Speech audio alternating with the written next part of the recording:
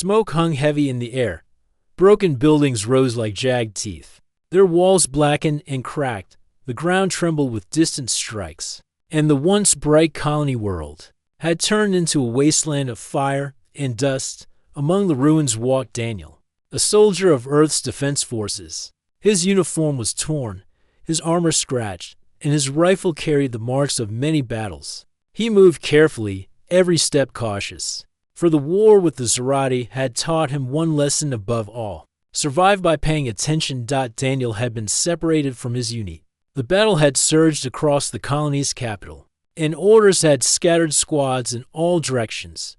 His communicator was broken, and for hours he had wandered the ruined streets, searching for any signal, any sign of friendly soldiers. Instead, he found only silence, except for the occasional crash of falling debris and the distant sounds of war machines moving far away. He tightened his grip on his rifle as he passed a collapsed tower.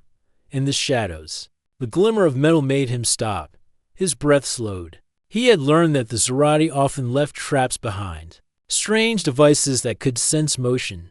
He stepped around carefully, but as he looked closer, he saw the glimmer was not a trap.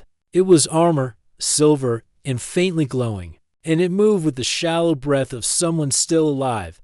Daniel raised his rifle, ready for anything, but when his eyes focused, he froze. It was not an ordinary Zerati soldier. This figure was larger, taller than most, with long limbs and delicate armor that shone despite the dust. The helmet was cracked, and a faint light spilled out from behind a mask of intricate design.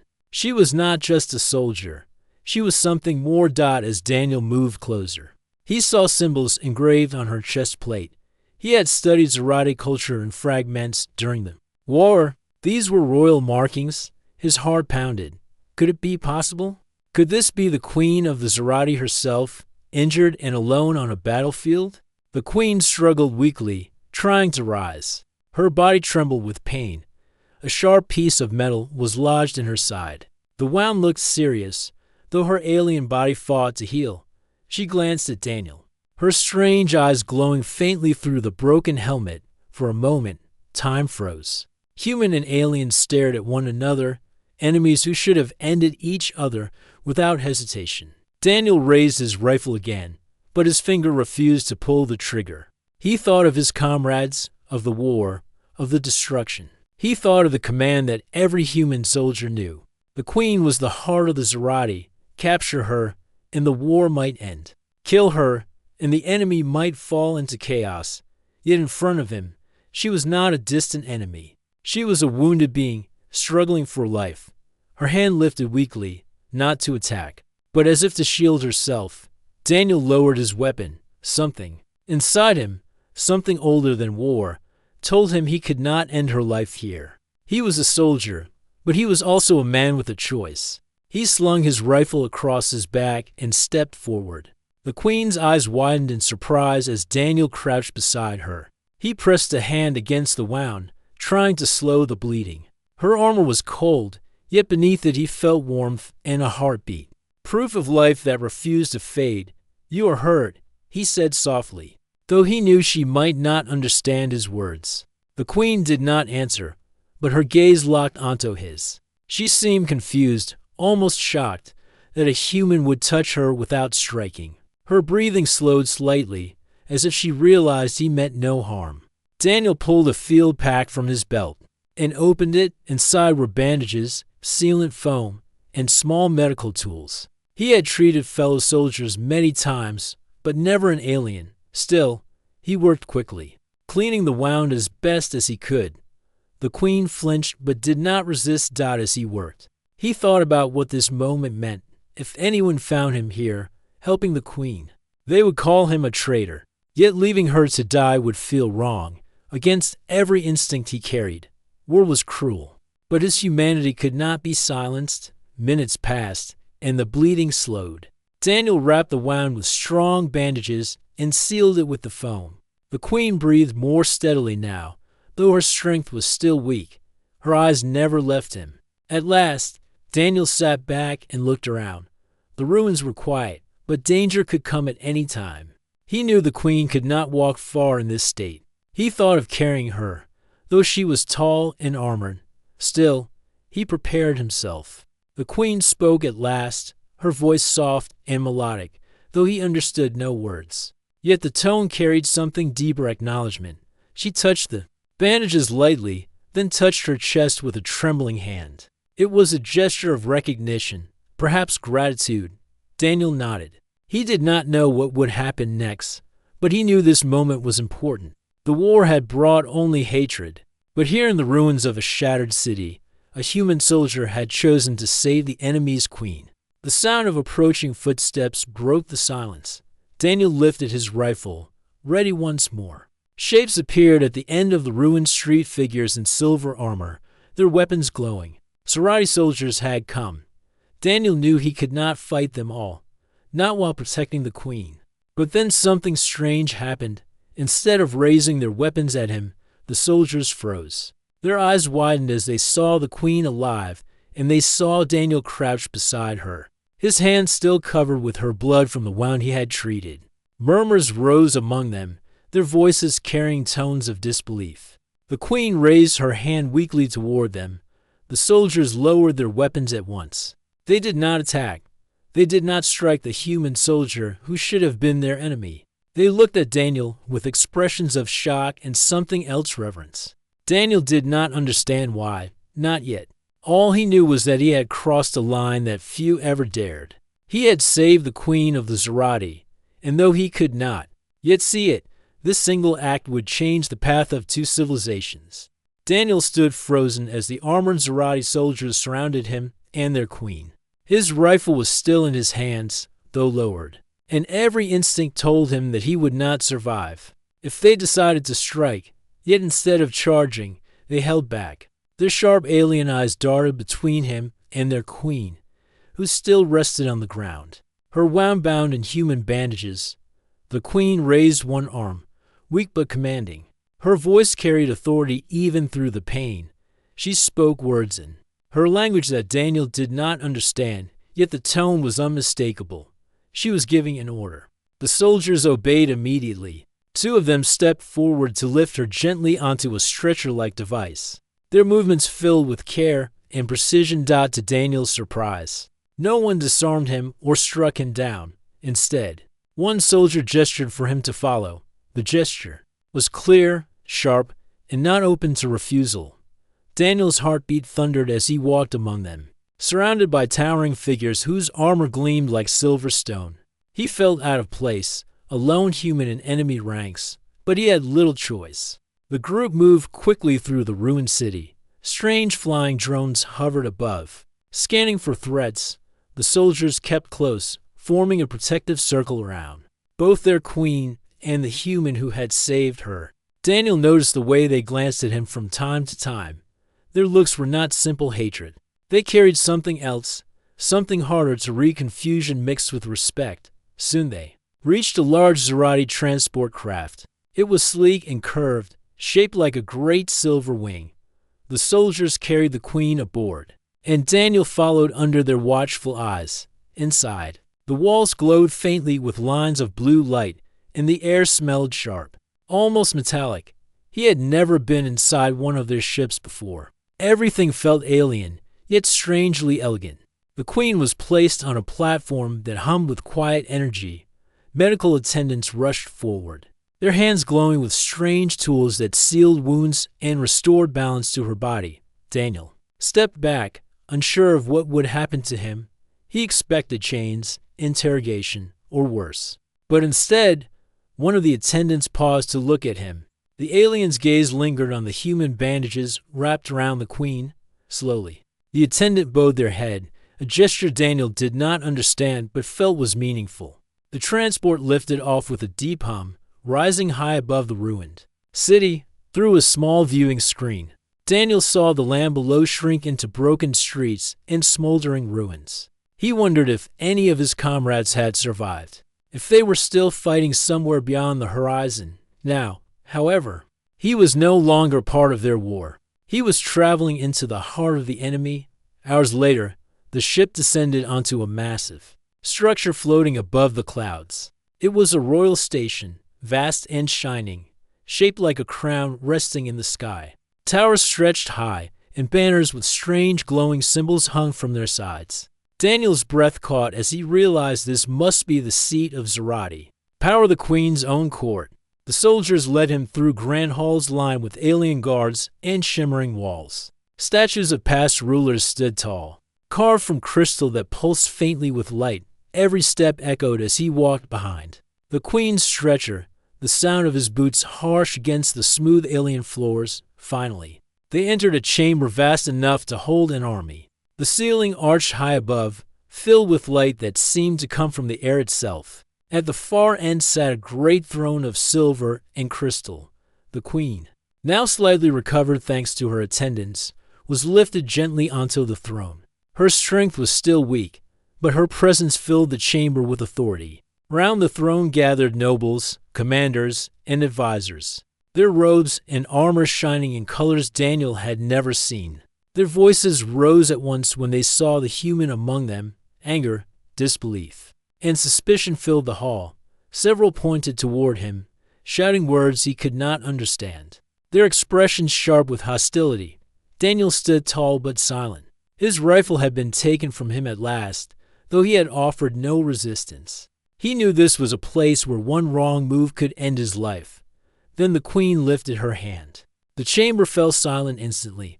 Her voice rang out, steady and commanding, though still weakened by her wound.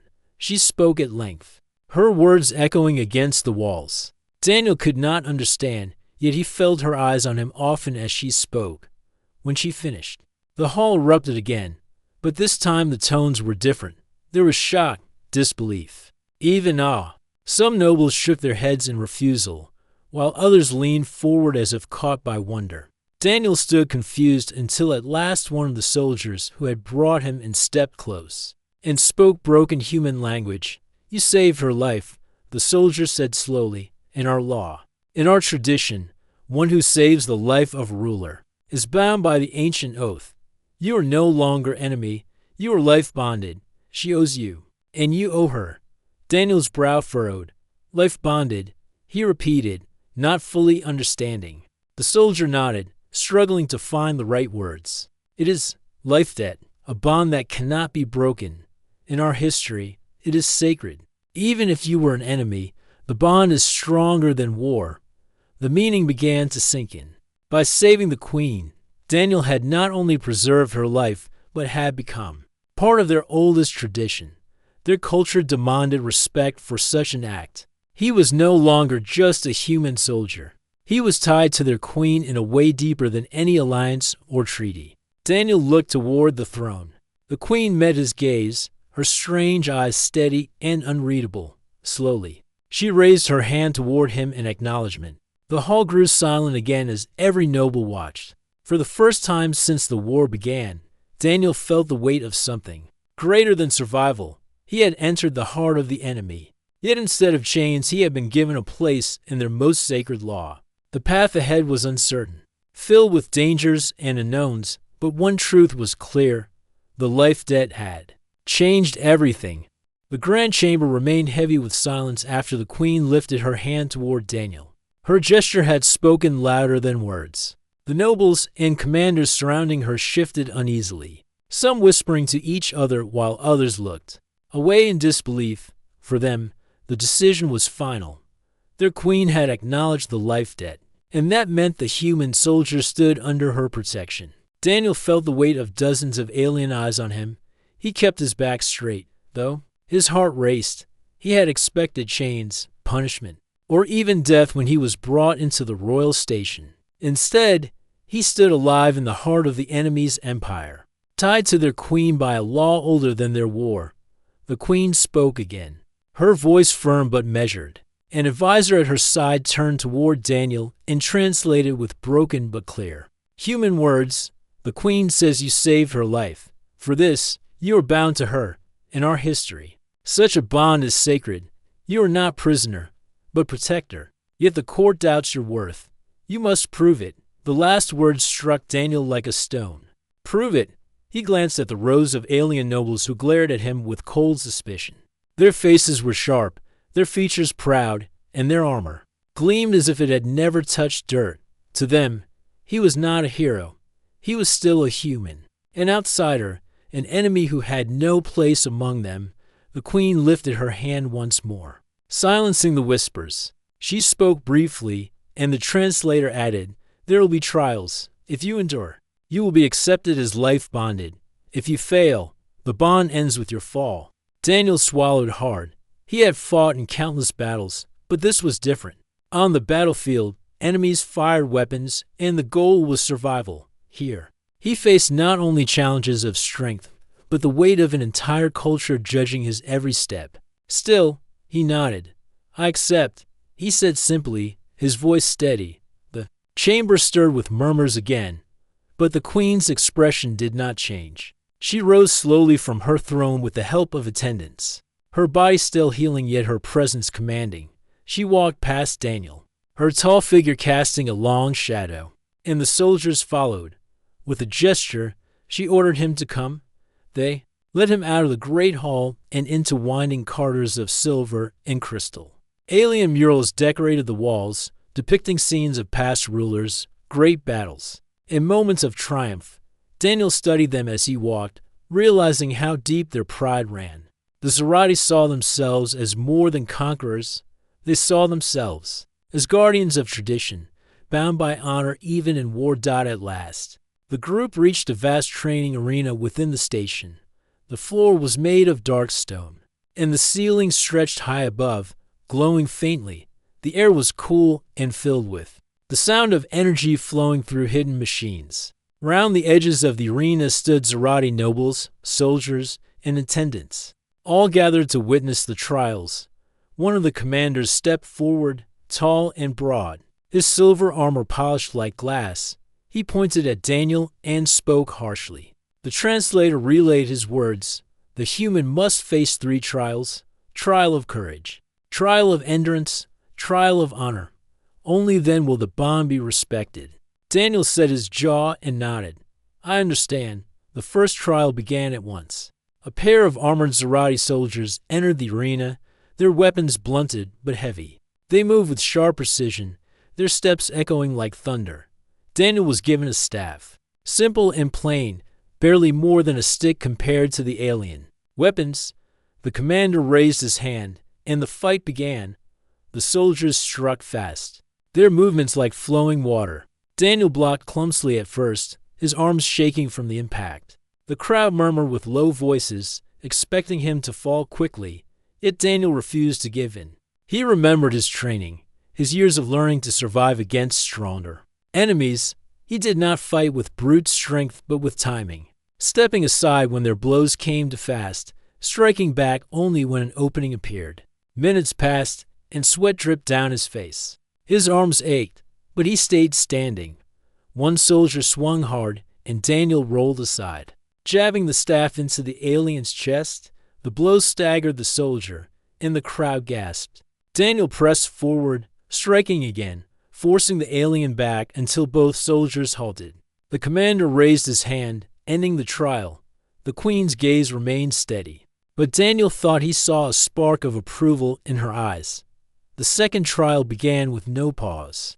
Daniel was led to a platform at the center of the arena. Strange weights were placed on his shoulders, heavier than anything he had carried before. The trial of endurance was not about fighting, but about holding on. He had to bear the weight while standing, his strength tested against time itself. At first, the weight felt impossible, but Daniel planted his feet firmly and drew on the stubborn will that had kept him alive through war. His body shook, his legs trembled, but he did not fall. The crowd watched in silence as the minutes stretched. Finally, with his vision blurring and his breath ragged, Daniel dropped to one knee but still held the weights above him. The commander called an end to the trial, and attendants rushed forward to lift the burden away. Daniel fell to the ground, just heaving. Yet when he stood again, the nobles saw that he had not quit. He had endured until the very end. The third trial was different. It was the trial of honor. The commander himself stepped into the arena. He carried a long blade that glowed faintly with energy. Daniel was given a short sword, far less powerful. The commander circled him like a predator, his eyes sharp and calculating. The fight began. The commander struck with skill, his blade fast and graceful.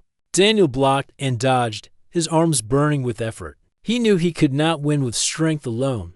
Instead, he fought with restraint. When an opening appeared, he struck, but not to wound deeply. When the commander stumbled, Daniel could have pressed the attack, but he stepped back instead, showing mercy. The crowd murmured louder now, some surprised, others angered.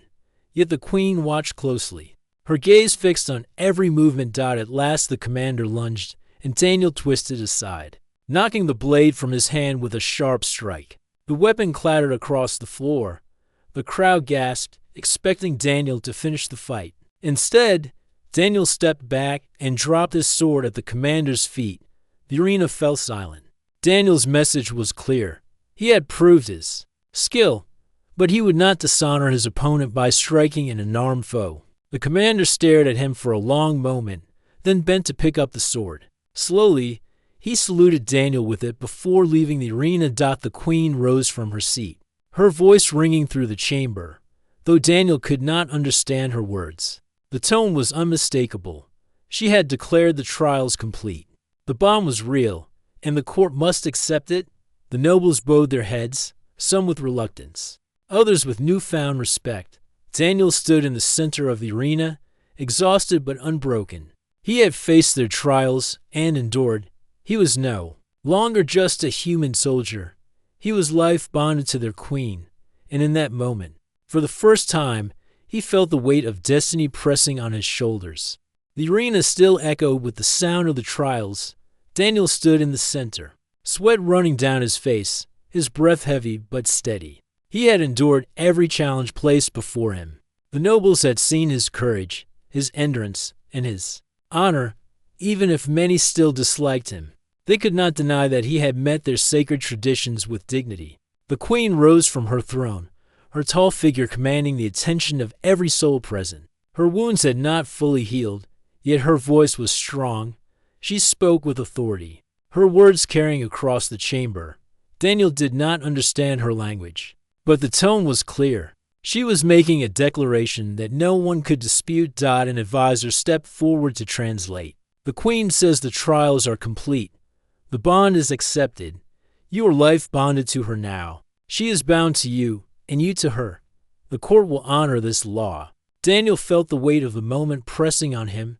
He had entered the station as a soldier expecting death. Now he stood before an alien court as something far more than a prisoner. He was tied to their queen by the oldest tradition of her people. The nobles around the chamber bowed their heads, some reluctantly, others with solemn respect. Yet not all were pleased. A few whispered among themselves, their eyes sharp with suspicion. Daniel noticed them, but he said nothing. He knew their acceptance was fragile at best. Later that evening, Daniel was led to a chamber near the royal quarters. It was not a prison cell, but a guest room, simple yet elegant. The walls glowed faintly with shifting colors, and the bed was soft, made of alien material that adjusted to his body when he lay on it. He had not felt such comfort in years, yet he could not rest. His mind raced with questions. Why had he been spared? What would this bond mean for him, for the queen, and for his own people? Would Earth ever understand that he had chosen to save the very ruler they had fought against?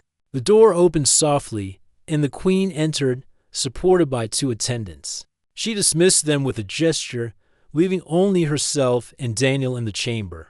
She wore a robe of silver cloth that shimmered under the light, her tall figure graceful despite her injury. Daniel stood at once, unsure of how to act in her presence. She spoke, her voice low and calm, though he could not understand her words. Her tone carried no hostility. She moved closer and placed her hand on her chest, then pointed at him. The translator's device, which had been brought into the room earlier, crackled to life. The queen's voice came through in broken human language. You saved me. By our law, I am bound. But I ask, why did you save me? You could have ended me. You could have ended this war. Daniel hesitated.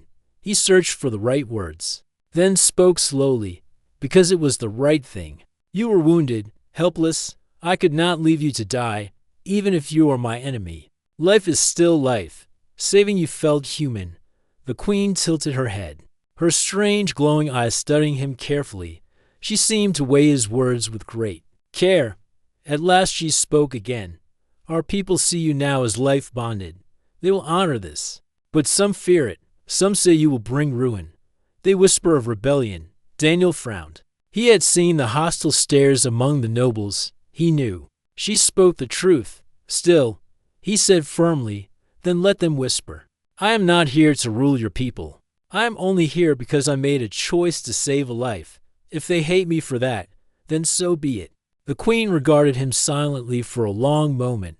Then she stepped closer, so near that he could see the faint glow beneath her skin, the pulse of her alien heart. You speak with courage, she said softly. Courage is rare, and my people. Tradition binds us, but courage guides us. Perhaps that is why fate chose you. She turned away and looked toward the glowing walls. There's a greater choice ahead. I must decide if our war continues or ends. If I declare peace because of this bond, many will resist me. If I ignore the bond, I break the oldest law of my people. Either path holds danger. Daniel felt the weight of her words. The life debt had placed her in a position where her culture demanded she honor him. Yet politics demanded she be cautious. He realized then that his actions had changed not only his own fate, but hers as well. He stepped forward slowly. Then let me stand with you. I cannot decide for your people, but I can show them that humans are not only enemies. I will not run from this bond. If it costs me my life, then so be it. The queen turned back to him, her eyes meeting his. For the first time, a faint smile touched her lips, subtle but real. You are strange, Daniel of Earth, but perhaps strange is what we need. The following day, the queen summoned her court again. Daniel stood beside her, under the eyes of nobles, commanders, and guards. She spoke with power, her words echoing through the chamber. The translator device relayed her message in simple phrases. The human saved my life. Our law binds me to him. He is my protector, my life bonded. His courage in the trial shows his worth. From this day, no hand may strike him. For to strike him is to strike me. And let it be known the bond between us is not weakness. It is strength. The court stirred with voices of disagreement and support alike. Some nobles bowed their heads in reluctant acceptance, while others clenched their fists in anger. Yet no one dared speak against her openly. Daniel stood silently, aware of the tension. He knew this was not the end of conflict, but the beginning of something greater. The queen had made her choice. She would honor the bond, even if it risked rebellion. As the court session ended, Daniel realized that his path had changed forever. He was no longer just a soldier lost in war. He was now a symbol of a choice made in mercy, a choice that could bring peace or spark even greater conflict. And deep inside, he knew that whatever came next, he would not turn away. Days passed within the royal station. Daniel remained close to the queen, not as a prisoner, but as her life-bonded protector. Wherever she went, he followed. Many nobles still looked at him with cold eyes, but none dared to act against him openly, for to harm him would be seen as defiance against the queen herself. Daniel tried to understand the world around him. The station was vast, filled with chambers of glowing walls, long bridges of silver, and endless towers that looked down upon the clouds of the planet below. He saw soldiers trained with energy weapons, nobles walking with dignity in their robes, and attendants who moved silently with grace. The Zarati were not only warriors, but also builders, thinkers, and guardians of tradition. The queen spent her time in council meetings, where nobles argued fiercely about the future. Daniel could not follow their language, but the translator device helped him grasp the meaning. Many nobles demanded the war continue. They believed humanity was a threat that must be crushed before it grew stronger. Others, though fewer, whispered that perhaps the queen's bond to a human was a sign of change, a message from their ancestors that peace was possible. The queen listened to all voices, but she did not speak of her final decision. Instead, she often returned to her private chambers, where Daniel waited. There, she asked him questions about Earth and humanity. One evening, She sat across from him in a quiet chamber, her silver robe flowing like liquid light. "Tell me," she said through the translator, "what drives your people to fight? You have less strength than us, less speed, less power in body. Yet your kind pushes forward again and again. Why?" Daniel thought for a moment. He looked at her glowing eyes and steady posture. "Because we do not know how to give up," he said. "When we fall, we rise again. When we lose, we learn and try again. We are not the strongest, but we keep moving forward. That is what makes us human." The queen studied him, silent for a long time. At last, she spoke softly. "Persistence. Even when reason says you should fail." Daniel nodded. "Yes, that is how we have survived. That is how we reached the stars." From that day, their conversations grew longer. Daniel spoke of Earth's history, of how humans once struggled against the wilderness, against storms, against hunger. He told her how they built fire, how they sailed across oceans, how they reached the moon.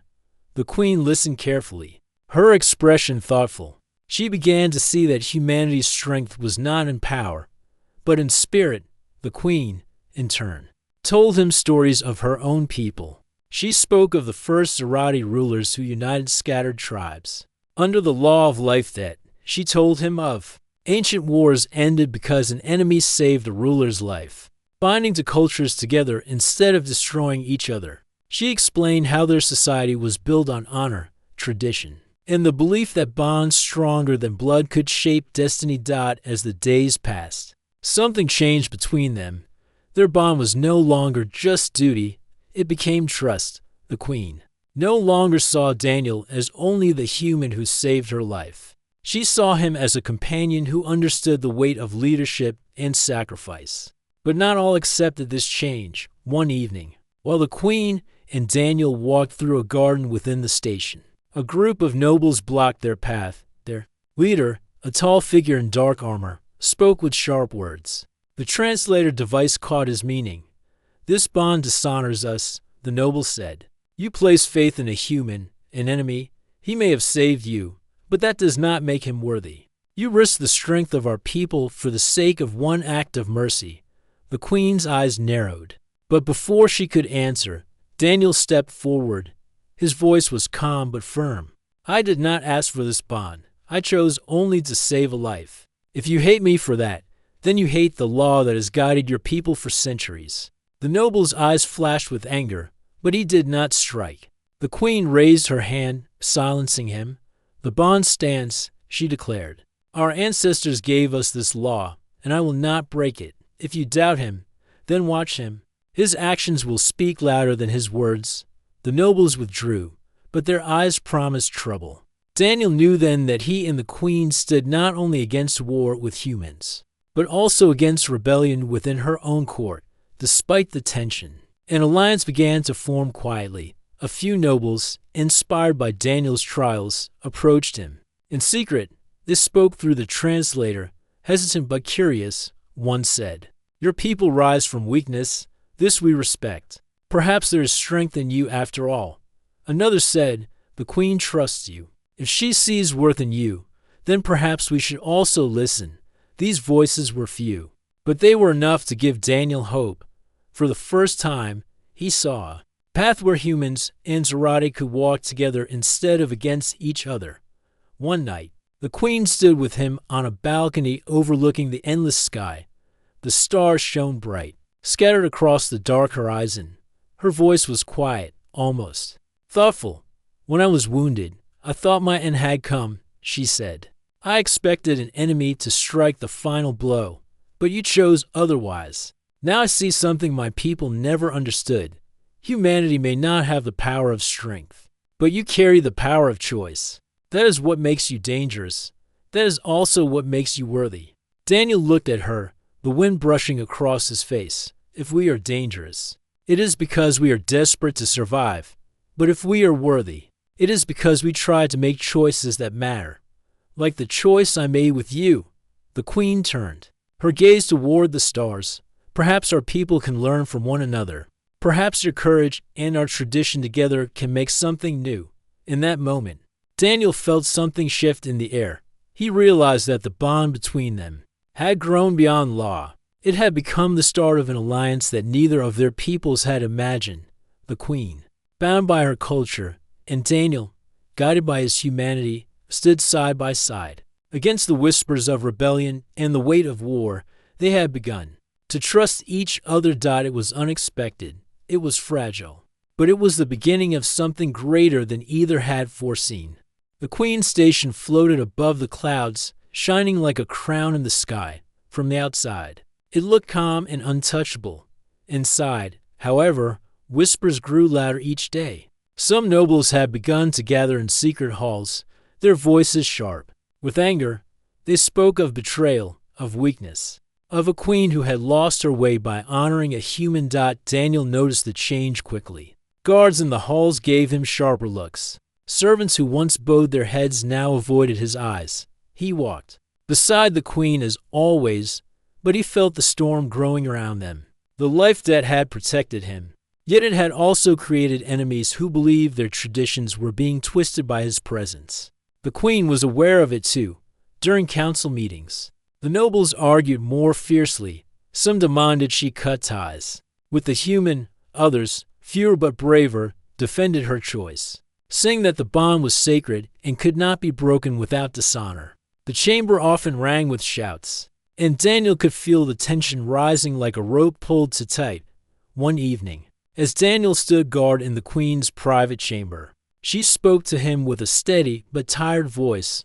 "There's division," she said through the translator device. "Warlords gather strength. They claim I am weak because I keep you near. They speak of removing me, of placing another upon the throne." Daniel frowned. "They want to overthrow you?" The Queen nodded slowly. "Yes. They believe tradition should serve power, not honor. They think the bond makes us vulnerable. They forget what our ancestors taught. They see only war and conquest." Daniel looked at her with firm eyes. "Then we face them together. If they come, I will stand with you. The bond is not weakness. It is strength, just as you said before." The Queen studied him for a moment, then allowed a faint smile to touch her lips. "Strange human," she whispered. "You speak as if you were born among us." The days that followed grew more dangerous. One night, Daniel discovered a group of guards had been replaced. Their eyes burned with suspicion, and their movements were sharp, as though waiting for a signal. Daniel reported it to the Queen, and she quietly ordered her loyal commanders to investigate soon. Evidence surfaced of plots against her, carried out in hidden corners of the station. The rebellion was real. It began suddenly. During a council gathering, a noble in dark armor rose from his seat and shouted words that silenced the chamber. Through the translator, Daniel heard them clearly. "The Queen has betrayed us," the noble declared. "She protects the human enemy and weakens our people. She is no longer fit to rule. We will take back our honor and restore our strength." Several nobles stood with him, their guards stepping forward. Weapons hummed as they powered on.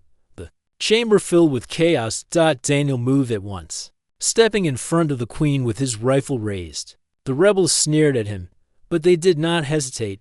The first shot rang out, bright energy striking across the hall. Loyal guards clashed with rebels, and the chamber erupted into battle. The Queen remained calm upon her throne, her eyes following every movement. Daniel fought with precision, his shots careful and swift. He was only one man, yet he moved with determination that surprised even the rebels. When a blade swung near, he blocked with his rifle and countered with a strike to disarm. When energy bolts flew, he dove across the floor, shielding the Queen with his own body. The loyal guards rallied around them, forming a circle of defense. The rebels pressed hard, but Daniel's presence inspired the Queen's supporters. His courage was contagious. Even when outnumbered, the loyalists did not retreat. At last, the Queen rose from her throne. She lifted her arm, and her voice rang through the chamber, louder than the clash of weapons. The words carried authority so strong that even in the heat of battle, many froze. The translator crackled with her meaning. "Enough!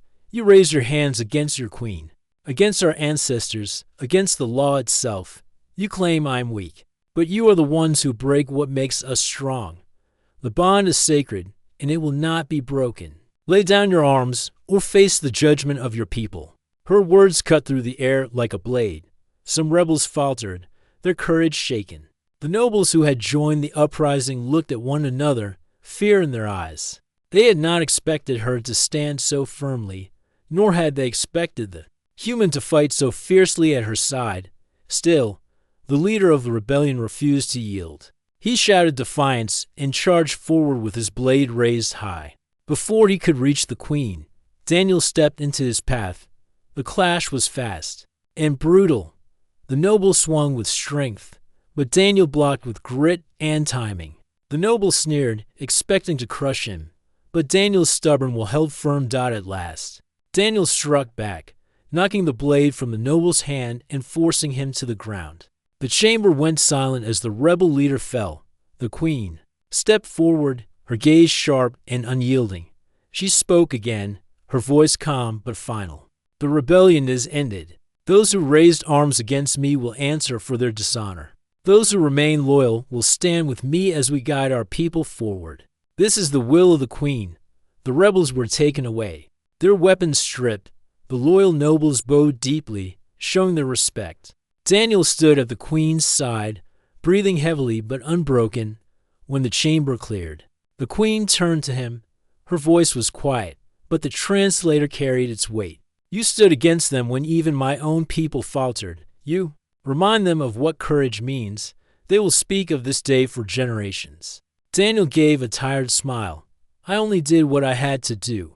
The bond is not just your law anymore. It is my duty." The queen looked at him for a long moment, then nodded. Then together, "We will face whatever comes next." The rebellion had been crushed, but its shadow lingered. The queen and her human protector had proven their strength, yet they both knew that greater challenges lay ahead. The war with humanity was not yet ended. The bond between them would be tested again, not only by her people but by his as well still. For the first time, Daniel felt that perhaps hope was possible. In the heart of the enemy's empire, standing beside their queen, he had found a place where humanity's spirit could shine. The rebellion had ended, but the station was no longer the same. Broken walls and scorched floors reminded everyone that even the queen's palace was not safe from division. Yet in the quiet that followed, something stronger had begun to grow. The nobles who had remained loyal now spoke with respect about the queen's courage. And the human soldier who stood by her, Daniel felt the change in the air. Guards who once looked at him with suspicion now gave small nods of respect. Servants whispered less about the outsider and more about the day he had fought like a storm to protect their queen. Even so, Daniel knew the danger was not gone. The defeated rebels still had allies beyond the station, and the greater war between humans and the Zerati still burned across the stars. One evening, the queen called him to her council chamber. The great room, once filled with shouting nobles, now stood quieter. Only a few advisors remained, and their eyes rested on Daniel as he entered. The queen rose from her seat, her silver robe shining under the pale lights. "Daniel," she said, "through the translator, you have defended me not once but twice. First from death on the battlefield, then from betrayal in this hall. The life-debt tradition binds me to honor you. Yet I feel that what has grown between us is more than tradition. I wish to speak to you not only as queen, but as one who has seen your heart." Daniel stood tall, his rifle slung across his back. "I only did what anyone should have done. You were in danger. You needed someone to stand beside you. I was there, so I stood." The queen's glowing eyes studied him carefully, and yet in doing so, "You changed more than you know. My people now see that strength is not only in power but in spirit. You showed them what persistence and loyalty mean. That is why I must ask something greater of you."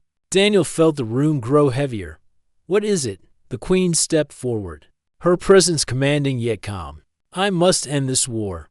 Humanity and my people cannot continue to destroy each other. If we fight to the last, both will lose. I need you, Daniel, not only as protector, but as bridge. You must help me speak to your leaders. You must show them that the Zerati are not only enemies, but a people with honor." Daniel's heart tightened. He thought of Earth, of his commanders who saw the Zerati only as a threat. He imagined walking into their stronghold with an alien queen at his side. He knew what their first reaction would be. Yet as he looked at her steady eyes, he also knew she was right. "If I go," Daniel said, "there's no guarantee they will listen. They might see you as a prize or a danger. They might see me as a traitor." The queen lifted her chin. "Then they will have to see us together. If they strike me down, they strike you down too. That choice will show them what kind of future they want, war without end or peace built on courage." The council chamber fell silent. The nobles present shifted uneasily, but none dared to oppose her. They understood that the queen had chosen her path. That very night, preparations began. A vessel was readied, sleek and powerful, carrying both the queen's banner and the humans' presence. Daniel stood at its helm with her, his heart heavy with the knowledge of what awaited them. The journey to human space was tense. Every hour, Daniel expected their ship to be intercepted, either by Zerati rebels or by human patrols. Yet the queen remained calm, her eyes always fixed forward. "Fear will not guide us," she said once, "only resolve will."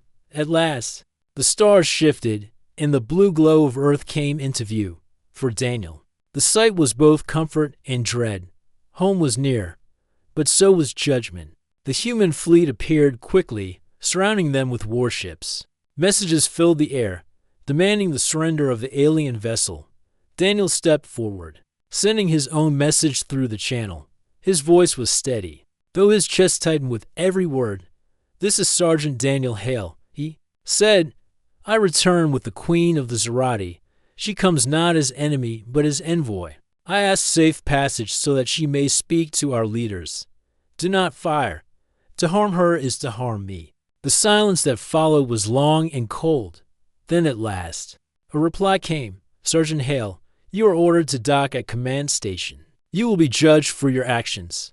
The queen will be taken into custody." The queen's eyes turned to him. Daniel gave a faint nod. "We expected this," he said. The ship docked. Armed soldiers waited as Daniel led the queen down the ramp. Rifles pointed at them, eyes filled with suspicion and anger. Yet Daniel did not flinch. He walked with her at his side, showing the bond to all who watched inside the command station. Human generals waited. Their faces were stern, their voices sharp. "Sergeant Hale," one said, "you stand accused of aiding the enemy. Explain yourself." Daniel's voice rang through the hall. "I saved her life, by her people's law. She owes me a life debt. That bond cannot be broken. Through it, I have seen her honor. She does not seek destruction, but peace. I stand by her because she is worthy. If you call me traitor for choosing peace over endless war, then I accept that." Murmurs filled the room. Some generals scoffed, others whispered. Then the queen stepped forward. Her voice carried through the translator. "Humans of Earth," she said, "I am queen of the Zerati. I did not come to surrender, nor to deceive. I come because one of your own showed me that strength is not only power, but spirit. His courage opened my eyes. If we continue this war, both our peoples will bleed until nothing remains. But if we honor his choice, then perhaps we can build something greater together." The hall grew quiet. Generals exchanged looks, the weight of centuries of conflict heavy upon them. At last, one spoke. "If what you say is true, then this bond between you is more than tradition. It is a chance. The decision did not come at once. Arguments raged, doubts remained, but the seed had been planted. A human soldier and an alien queen had stood together, and the world could not unsee it. In the days that followed, negotiations began. Slowly, carefully, the fire of war began to dim. It would take years, perhaps generations, but for the first time, peace seemed possible. One night, standing beneath the stars of Earth, Daniel looked at the queen. "We changed something today," he said quietly. She looked back at him, her glowing eyes steady. "Yes, you gave me your courage, and I gave you my trust. Together, we gave both our peoples a choice they never imagined." And in that moment, Daniel understood the truth. The life debt was not hers alone. It was shared. Humanity owed the Zerati, and the Zerati owed humanity. It was the greater debt, a bond not of law, but of hope,